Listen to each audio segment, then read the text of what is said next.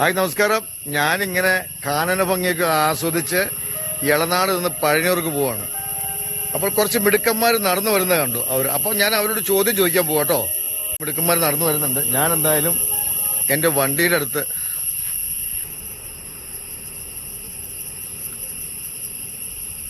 അപ്പോൾ ഞാൻ ഈ മിടുക്കന്മാരോട് ഒരു ചോദ്യം ചോദിക്കാൻ പോവാണ് കേട്ടോ.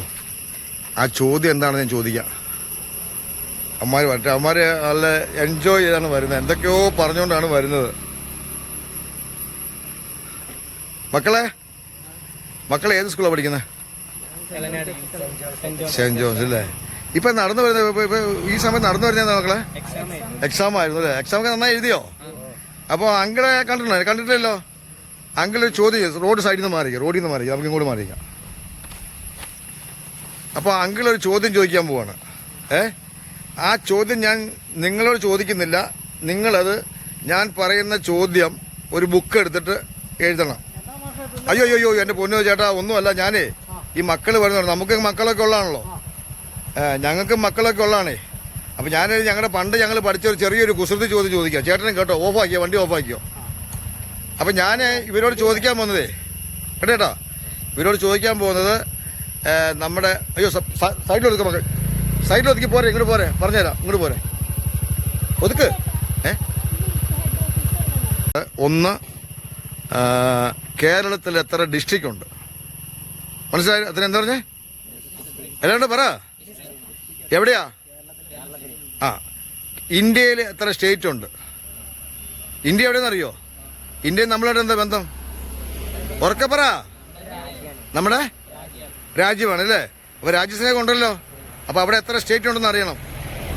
പിന്നെ കേന്ദ്രഭരണ പ്രദേശങ്ങൾ അറിയോ? കേന്ദ്രഭരണ പ്രദേശങ്ങൾ വെച്ചാൽ എന്താ അറിയോ? ഈ യൂണിയൻ ടെറിട്ടറി എന്ന് ഇംഗ്ലീഷ് പറയും. കേട്ടിട്ടുണ്ടോ? യൂണിയൻ ടെറിട്ടറി ഉണ്ടോ? ഇല്ലെങ്കിൽ എന്ന് പറയാം, ഉണ്ടെങ്കിൽ എന്ന് പറ, കുഴപ്പമില്ല. ശരി. അപ്പോൾ ഈ ചോദ്യം 3ആണിത്. അപ്പോൾ ഞാൻ നിങ്ങളോട് ചോദിച്ച് ബുദ്ധിമുട്ടിക്കില്ല. കാര്യം ഓരോരുത്തർ ചോദിക്കുമ്പോൾ സമയം പോവും. അതുകൊണ്ട് നിങ്ങളൊരു ബുക്കും പേപ്പറും എടുക്കുക, പേനയും എടുക്കുക, ഇത് എഴുതുക. ഞാൻ എത്ര സമയം വെയിറ്റ് ചെയ്യണം? ഒരു 10 മിനിറ്റ് കൊണ്ടുള്ള തീരാനുള്ള സംഗതി ഉള്ളൂ. ഞാൻ 15 മിനിറ്റ് വെയിറ്റ് ചെയ്യും കേട്ടോ. Okay, start. വേറൊരു കാര്യമുണ്ട്. ഒരുത്തരെ കൊണ്ട് പണിയെടുപ്പിക്കുകയാണെങ്കിൽ അതിന് കൂലി കൊടുക്കണ്ടേ? ആണോ? കൂലി ചെയ്താൽ നമ്മൾ ആരും പണി ചെയ്യുമോ? അപ്പോൾ ഈ ഒക്ടോബർ 2 പ്രത്യേകത എന്താ? ഒക്ടോബർ 2 പ്രത്യേകത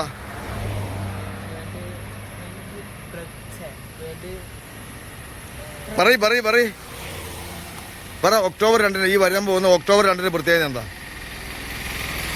അറിയില്ല അല്ലേ? പറയ്. ഗാന്ധി ജയന്തി. മനസ്സിലായോ? ഗാന്ധി ജയന്തി ഒക്ടോബർ 2. അന്ന് നമ്മളെന്താ ചെയ്യുക? സേവനവാരം. അപ്പോൾ നമുക്കൊരു സേവനവാരം ചെയ്യണ്ടേ? അവിടുത്തെ കൂലി വേണം. അധ്വാനിക്കുന്നവന് കൂലിയുണ്ട്. അപ്പോൾ എന്ന് പറഞ്ഞ പോലെ ഞാൻ ഈ കാര്യങ്ങൾ 3 നിങ്ങളോട് കാര്യങ്ങൾ ചോദിച്ചു.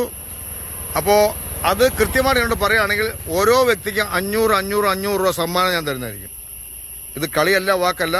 അല്ലെങ്കിൽ ഇപ്പോൾ നിങ്ങൾ എങ്ങോട്ട് പോകുന്ന ഇളാടിനല്ലേ? പൈസ വേണ്ടെങ്കിൽ നിങ്ങൾക്ക് ഇഷ്ടമുള്ള സാധനം, നിങ്ങൾക്ക് ഇഷ്ടമുള്ള ഷോപ്പിൽ കയറി 500 രൂപ സാധനം പർച്ചേസ് ചെയ്യാം. റെഡിയാണോ? പറ. ആണെങ്കിൽ കൈയൊക്കെ പോയി കാണിക്കേ. നീ റെഡിയാണോ? Okay, done, start.